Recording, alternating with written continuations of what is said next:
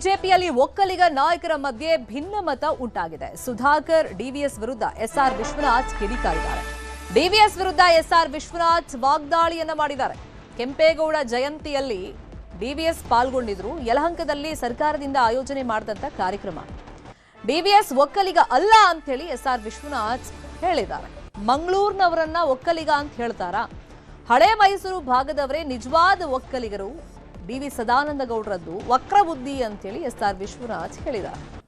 ಮೊನ್ನೆ ಸುಧಾಕರ್ ಹಾಗೇನೆ ವಿಶ್ವನಾಥ್ ನಡುವೆ ನೇರ ವಾಗ್ದಾಳಿ ಆಗಿದ್ದನ್ನ ನಾವು ನೋಡಿದ್ವಿ. ಪರಸ್ಪರ ಇವ್ರು ಹೇಳಿದಕ್ಕೆ ಅವ್ರು ಟಾಂಗ್ ಕೊಟ್ಟರು, ಅವ್ರು ಹೇಳಿದಕ್ಕೆ ಇವ್ರು ಟಾಂಗ್ ಕೊಟ್ಟರು. ಈಗ ಡಿವಿ ಸದಾನಂದ ಗೌಡರ ಬಗ್ಗೆ ಎಸ್ಆರ್ ವಿಶ್ವನಾಥ್ ಹೇಳಿದ್ದಾರೆ. ಅಂದ್ರೆ ಅವರು ಒಕ್ಕಲಿಗರಲ್ಲ, ಹಳೆ ಮೈಸೂರು ಭಾಗದವರು ನಿಜವಾದ ಒಕ್ಕಲಿಗರು. ಮತ್ತೆ ಸದಾನಂದ ಗೌಡರದ್ದು ವಕ್ರಬುದ್ಧಿ ಅಂತ ಹೇಳಿದ್ದಾರೆ. ಸದಾನಂದ ಗೌಡರಿಗೆ ಸ್ವಾಮೀಜಿಗಳಿಗೂ ಬರಬೇಡ ಅಂತ ಹೇಳಿದ್ರು, ಬರಬಾರ್ದು ಅಂತ ಮನವಿ ಮಾಡಿದ್ರಂತೆ. ಸ್ವಾಮೀಜಿಗಳನ್ನ ಬರಬೇಡ ಅಂತ ನಾನು ಮನವಿ ಮಾಡೋಕ್ಕಾಗ್ತದ? ಸಿಎಂ ಅನ್ನು ಬರಬೇಡ ಅಂತ ಹೇಳಿ ನಾನು ಮನವಿ ಮಾಡೋಕ್ಕಾಗ್ತದ? ಸದಾನಂದ ಗೌಡ್ರಿಗೆ ಹೇಳಿದ್ದೀನಿ, ನೀವು ಒಬ್ಬ ಬಿಜೆಪಿ ನಾಯಕರಾಗಿ ಕಾಂಗ್ರೆಸ್ ಮೀಟಿಂಗ್ಗೆ ನೀವು ಹೆಂಗೆ ಹೋಗ್ತೀರಿ ಅಂತ ಹೇಳಿ. ಅವ್ರ ಬುದ್ಧಿನೂ ಅದೇನೆ. ಸದಾನಂದ ಗೌಡ್ರ ಬುದ್ಧಿನೂ ಹೆಂಗೈತೆ ಅಂದರೆ ವಕ್ರ ಬುದ್ಧಿ. ಅವರು ಕೇಂದ್ರ ಸಚಿವರಾಗಿ ಮುಖ್ಯಮಂತ್ರಿಗಳಾದಾಗ ನಾನು ಬಾಗಿಲು ಕಾಯ್ಕೊಂಡು ಕೂತಿದ್ದಿದ್ದು ಅವ್ರಿಗೆ. ಅರ್ಥವಾಯ್ತಾ? ನಾವು ಹೇಳಿದ್ವಿ, ನಾವು ಪ್ರತಿ ವರ್ಷ ನಾವು ಮಾಡ್ತಾ ಇದ್ವಿ ಅಂತ ಹೇಳಿದ್ರೆ ಇವತ್ತು ಅವ್ರಿಗೆ ಜಾತಿ ಅಭಿಮಾನ ಬಂದ್ಬಿಟ್ಟೈತೆ. ಅವರೇನು ಗೌಡ್ರು, ಅವರು ಸದಾನಂದ ಗೌಡರು. ಅವರು ಮಂಗಳೂರು ಕಡೆ ಗೌಡ್ರು ಅಂತ ಯಾರು ಹೇಳೋದಿಲ್ಲ.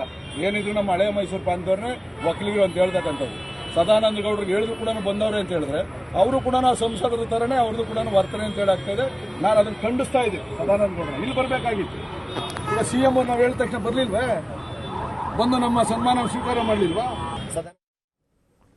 ಇದೇ ವಿಷಯವಾಗಿ ಇನ್ನಷ್ಟು ಡೀಟೇಲ್ ಆಗಿ ಇನ್ಫಾರ್ಮೇಶನ್ ಕೊಡ್ತಾ ಹೋಗೋದಕ್ಕೆ ಫೋನ್ ಸಂಪರ್ಕದಲ್ಲಿ ಕನೆಕ್ಟ್ ಆಗಿದ್ದಾರೆ ನಮ್ಮ ಪೊಲಿಟಿಕಲ್ ಬ್ಯೂರೋ ರಿಪೋರ್ಟರ್ ಕೃಷ್ಣ. ಒಂದ್ ಕಡೆ ರಾಜ್ಯದಲ್ಲಿ ಒಕ್ಕಲಿಗರ ವಿಷಯವಾಗಿ ರಾಜಕೀಯವಾಗಿ ಸಮರ ತಾರಕಕ್ಕೇರಿದೆ. ಯಾಕಂದ್ರೆ ಒಂದ್ ಕಡೆ ಡಿ ಕೆ ಶಿವಕುಮಾರ್ ಸಿಎಂ ಆಗ್ತಿದ್ದಂಗೆ ಕುಮಾರಸ್ವಾಮಿ ಒಕ್ಕಲಿಗ ವಿಷಯಕ್ಕೆ ಟಾರ್ಗೆಟ್ ಮಾಡ್ತಿದ್ದಾರೆ ಅನ್ನೋ ಚರ್ಚೆ ಮಧ್ಯದಲ್ಲೇ ಈಗ ಬಿಜೆಪಿಯಲ್ಲೇ ಒಕ್ಕಲಿಗ ನಾಯಕತ್ವದ ಸಮರನ ಇದು. ಖಂಡಿತವಾಗ್ಲೂ ಶರ್ಮಿತಾ, ಈಗ ರಾಜ್ಯದಲ್ಲಿ ಒಂದ್ ಕಡೆಗೆ ಕುಮಾರಸ್ವಾಮಿ ಮತ್ತೊಂದ್ ಕಡೆ ಡಿ ಕೆ ಶಿವಕುಮಾರ್ ನಡುವೆ ಒಕ್ಕಲಿಗ ಸಮರ ನಡೀತಾ ಇರುವಂತಹ ಒಂದು ಸಂದರ್ಭದಲ್ಲಿ ರಾಜ್ಯ ಬಿಜೆಪಿಯಲ್ಲೂ ಕೂಡ ಎಲ್ಲೊಂದ್ ಕಡೆ ಈಗ ಭಿನ್ನಾಭಿಪ್ರಾಯ ವ್ಯಕ್ತವಾಗಿರುವಂತದ್ದು. ಮಾಜಿ ಸಿಎಂ ಡಿವಿ ಸದಾನಂದ ಗೌಡರ ವಿರುದ್ಧವಾಗಿ ಯಲಹಂಕ ಶಾಸಕರಾಗಿರ್ತಕ್ಕಂಥ ಎಸ್ಆರ್ ವಿಶ್ವನಾಥ್ ಅವರು ನೇರವಾಗಿ ವಾಗ್ದಾಳಿಯನ್ನು ಕೂಡ ನಡೆಸಿರುವಂತದ್ದು. ಈಗಾಗಲೇ ಎಸ್ಆರ್ ವಿಶ್ವನಾಥ್ ಅವರು ಈ ಹಿಂದೆ ಸಂಸದರಾಗಿರ್ತಕ್ಕಂಥ ಸುಧಾಕರ್ ವಿರೋಧವಾಗೂ ಕೂಡ ಆಕ್ರೋಶವನ್ನು ಕೂಡ ಹೊರ ಹಾಕಿದ್ರು.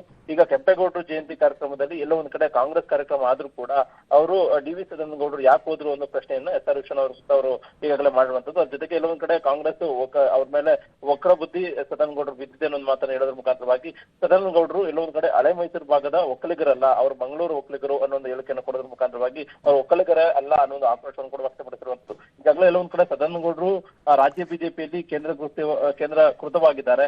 ಎಲ್ಲೊಂದ್ ಕಡೆ ಈಗಾಗಲೇ ಮುಖ್ಯವಾಗಿ ಅಡ್ಡ ಮತದಾನ ವಿಚಾರದಲ್ಲೂ ಕೂಡ ಅವರು ಸಾಕಷ್ಟು ಆಕ್ಷೇಪಗಳನ್ನು ಕೂಡ ಎತ್ತಿಡಿದ್ರು. ಮತ್ತೆ ರಾಜ್ಯ ನಾಯಕರ ವಿರುದ್ಧವಾಗಿ ಕೂಡ ಅಸಮಾಧಾನ ಕೂಡ ಹೊರಹಾಕಿದ್ರು. ಇದ್ರ ನಡುವೆ ಎಲ್ಲೊಂದ್ ಕಡೆ ಮತ್ತೊಮ್ಮೆ ಸದಾನಂದ ಗೌಡರ ವಿರುದ್ಧವಾಗಿ ಯಲಹಂಕ ಶಾಸಕರಾಗಿರ್ತಕ್ಕಂಥ ಎಸ್ಆರ್ ವಿಶ್ವನಾಥ್ ಅವರು ಈಗ ಅಸಮಾಧಾನ ಹೊರಹಾಕಿರುವಂತದ್ದು.